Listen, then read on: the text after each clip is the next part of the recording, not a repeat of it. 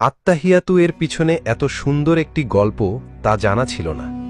আমার বিশ্বাস সবার ভালো লাগবে এবং পড়ার মনোযোগও বাড়বে ইনশাল্লাহ। আত্তাহিয়াতু আসলে অনেক গুরুত্বপূর্ণ একটি দোয়া। এই দোয়াটার পিছনের গল্পটা জানার পর সত্যি আমার হৃদয়টা অনেক কোমল হয়ে গেছে।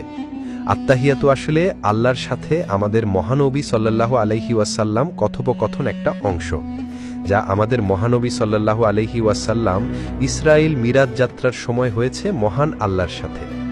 মহানবী সাল্লাল্লাহু আলাইহি ওয়াসাল্লাম যখন আল্লাহর সাথে কথোপকথন শুরু করে তখন আল্লাহকে আসসালামু আলাইকুম বলেননি, তাহলে কি বলেছিল?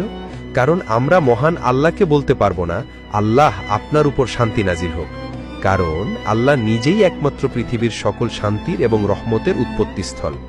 মহানবী সাল্লাল্লাহু আলাইহি ওয়াসাল্লাম আল্লাহকে উদ্দেশ্য করে বলেছিলেন, আত্তাহিয়াতু লিল্লাহি ওয়াসসালাওয়াতু আত-তাইয়্যিবাতু, অর্থ যাবতীয় সম্মান, যাবতীয় উপাসনা ও যাবতীয় পবিত্র বিষয় আল্লাহর জন্য।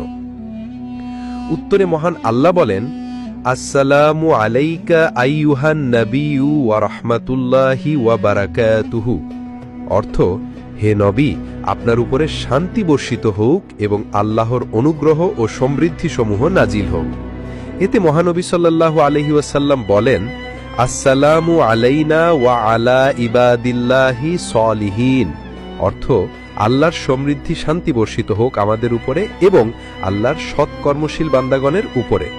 মহান আল্লাহ এবং মহানবী সাল্লাল্লাহু আলাইহি ওয়াসাল্লাম এই কথোপকথন শুনে ফেরেশতারা বলেন, আশহাদু আল্লা ইলাহা ইল্লাল্লাহু ওয়া আশহাদু আন্না মুহাম্মাদান আবদুহু ওয়া রাসূলুহু, অর্থ আমি সাক্ষ্য দিচ্ছি যে আল্লাহ ব্যতীত কোনো উপাস্য নেই এবং আমি সাক্ষ্য দিচ্ছি যে মুহাম্মদ সাল্লাল্লাহু আলাইহি ওয়াসাল্লাম তার বান্দা ও রাসূল।